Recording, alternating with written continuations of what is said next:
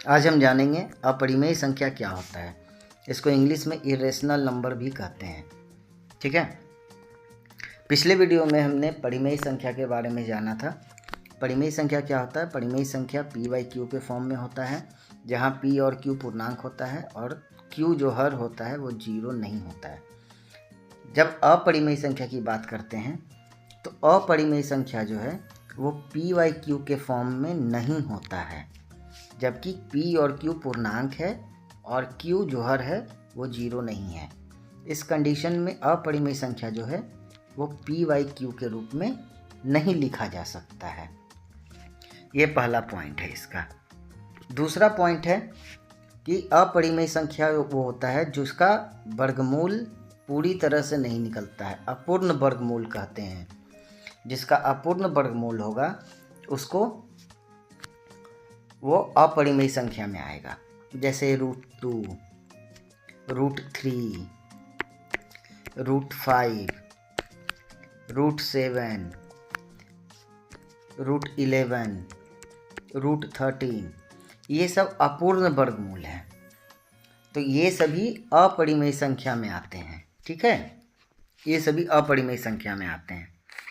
उसके बाद एक होता है अनवसानी अनावर्ती, जिसको इंग्लिश में नॉन टर्मिनेटिंग नॉन रेकरिंग कहते हैं। ये आपको अगले वीडियो में इसके बारे में डिटेल हम बताएंगे। ये जब हम लोग दशमलव प्रसार पढ़ेंगे तब उसमें ये चीज़ हम आपको बताएंगे। फिलहाल आप ये जानिए कि वैसे नंबर्स जो नॉन टर्मिनेटिंग होते हैं और नॉन रेकरिंग होते हैं, वैसे नंबर्स को अपरिमेय संख्या कहते हैं। जैसे कोई नंबर अगर आपके पास दिया हुआ है जिसका 0.143579 इस तरह से कोई नंबर दिया हुआ है, ये आगे चलते जा रहा है। कोई डिवीज़न है जिसको डिवाइड किए आप, उसके बाद आपको इस तरह का नंबर मिला जो कि ये कभी ख़त्म नहीं होगा और ये नंबर्स आपस में रिपीट भी नहीं करेंगे। उन्हीं को कहते हैं non terminating non recurring. Non terminating का मतलब हुआ कि ये कभी ख़त्म नहीं होगा और नॉन रेकरिंग का मतलब हुआ कि ये नंबर्स आपस में कभी रिपीट नहीं करेंगे। इसके बारे में डिटेल वीडियो अगले वीडियो में इसका हम डिटेल बताएंगे। जब हम दशमलव प्रसार आपको बताएंगे उसमें हम बताएंगे। बस इतना ध्यान रखिए, इस टाइप के जो नंबर्स होते हैं वो अपरिमेय संख्या होते हैं। ठीक है, इसके बाद अब हम कुछ सवाल पे आते हैं। अपरिमेय संख्या के लिए यही 3 कंडीशन है। पहला, p/q के फॉर्म में नहीं रहेगा, p/q के रूप में नहीं होगा। दूसरा, अपूर्ण वर्गमूल होगा, जैसे ये सब हैं।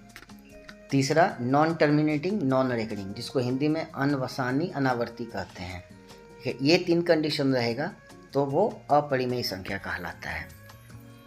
अब हम इस पे कुछ सवाल करते हैं। जैसे आपको एक सवाल दिया हुआ है। सवाल से पहले एक चीज़ और हम जानते हैं। सवाल से पहले एक चीज़ ये जानते हैं, वास्तविक संख्या। ठीक है, क्या होता है वास्तविक संख्या? जिसको इंग्लिश में रियल नंबर भी बोलते हैं। अभी हमने पिछले वीडियो में हम क्या क्या पढ़े थे, कौन कौन सी संख्या पढ़े थे? हम लोग पढ़े थे प्राकृत संख्या। ठीक है, हम लोग पढ़े थे पूर्ण संख्या, हम लोग पढ़े थे पूर्णांक, उसके बाद हम लोग पढ़े थे परिमेय संख्या,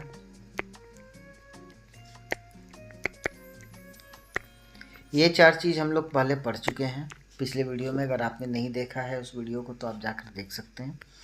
अभी इस वीडियो में हम पढ़ रहे हैं अपरिमेय संख्या। अपरिमेय संख्या, ठीक है। इन सब को आप अगर मिला दो तो वो हो जाएगा वास्तविक संख्या। एक प्राकृत संख्या भी वास्तविक संख्या है, एक पूर्ण संख्या भी वास्तविक संख्या है, एक पूर्णांक भी वास्तविक संख्या है, एक परिमेय संख्या भी वास्तविक संख्या है और एक अपरिमेय संख्या भी वास्तविक संख्या है। ठीक है, तो ये सब मिलकर वास्तविक संख्या कहलाते हैं। अब आते हैं हम अपने क्वेश्चन पे। हमारा पहला सवाल है क्या सभी अपरिमेय संख्या एक वास्तविक संख्या होती हैं? अभी जस्ट हम लोग यहाँ पे पढ़े कि जितनी भी ये अपरिमेय संख्या है ये सब वास्तविक संख्या होती हैं। अभी जस्ट पढ़े ना, जितनी भी अपरिमेय संख्या है वो सब वास्तविक संख्या होती हैं। तो इसका आंसर क्या होगा? इसका आंसर होगा हाँ, सभी अपरिमेय संख्या एक वास्तविक संख्या है।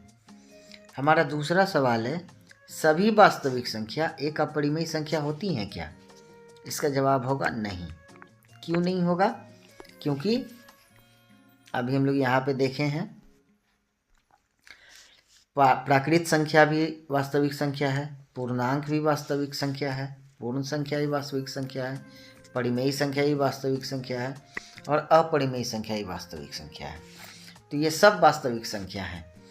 तो हम बोल सकते हैं कि सभी वास्तविक संख्या एक अपरिमेय संख्या नहीं होती है। एक अपरिमेय संख्या वास्तविक संख्या हो सकती है, सभी अपरिमेय संख्या वास्तविक संख्या हो सकती है, जैसे कि ये क्वेश्चन था। लेकिन सभी वास्तविक संख्या एक अपरिमेय संख्या नहीं हो सकती हैं, क्योंकि वास्तविक संख्या में प्राकृत संख्या भी है, अपरिमेय संख्या भी है, परिमेय संख्या भी है। ठीक है। अब हमारा अगला क्वेश्चन है, क्या सभी धनात्मक पूर्णांकों के वर्गमूल अपरिमेय होते हैं? इसका जवाब होगा नहीं। क्यों नहीं होगा? क्योंकि अगर आप देखो एग्जाम्पल लेकर, 2 भी धनात्मक पूर्णांक है, 4 भी धनात्मक पूर्णांक है, 2 का वर्गमूल करते हैं और 4 का करते हैं। तो 2 का वर्गमूल अभी हम पढ़े हैं तुरंत कि ये जो है अपूर्ण वर्गमूल होता है, इसका पूरा वर्गमूल कभी नहीं निकलता है। और 4 का वर्गमूल निकालेंगे तो इसका 4 का वर्गमूल 2 निकल जाएगा। तो ये हो जाएगा अपरिमेय संख्या, लेकिन ये तो परिमेय संख्या है कि नहीं?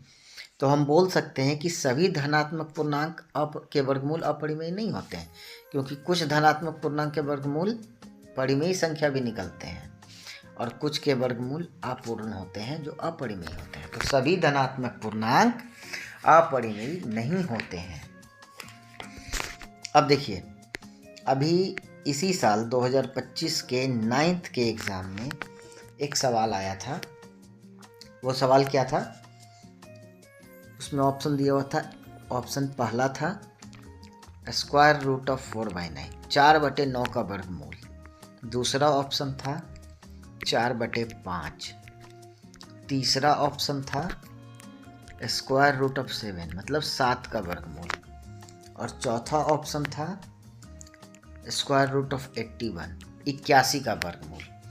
इसमें पूछा गया कि बताइए इसमें से कौन सी संख्या जो है अपरिमेय संख्या है। ठीक है, ये इस चैप्टर से डायरेक्ट क्वेश्चन है। 9th का 2025 के क्वेश्चन पेपर का पहला क्वेश्चन यही है कि इसमें से कौन सी संख्या अपरिमेय संख्या है। अब देखिए, अगर हम इस ऑप्शन को देखते हैं तो ये तो परिमेय संख्या है, 4/5 PYQ के फॉर्म में। ठीक है। इस ऑप्शन को देखते हैं तो 4/9 है, तो 4 का वर्गमूल 2 निकल जाएगा, 9 का वर्गमूल 3 निकल जाएगा। अगेन ये PYQ के फॉर्म में आ गया, ये एक परिमेय संख्या हो गया। इसको देखिए, 81 का वर्गमूल, इसका वर्गमूल 9 निकलता है, ये पूर्ण वर्गमूल है, ये भी पूर्ण वर्गमूल है। तो ये सब, ये भी परिमेय संख्या हो गया, ये भी परिमेय संख्या हो गया, ये भी परिमेय संख्या हो गया। ये √7 का वर्गमूल नहीं निकलता है, ये अपूर्ण है। ठीक है, ये अपूर्ण है। तो इसका आंसर होगा ऑप्शन सी। क्या होगा इसका आंसर? इसका ऑप्शन होगा ऑप्शन सी, √7, 7 का वर्गमूल जो है ये एक अपरिमेय संख्या है। इस चैप्टर से डायरेक्ट क्वेश्चन आता है। ठीक है, तो इस चैप्टर को बहुत ही अच्छे से पढ़ने का है। आज के वीडियो में बस इतना ही। अगले वीडियो में दशमलव प्रसार बताएंगे। मिलते हैं अगले वीडियो में, तब तक के लिए जय हिंद।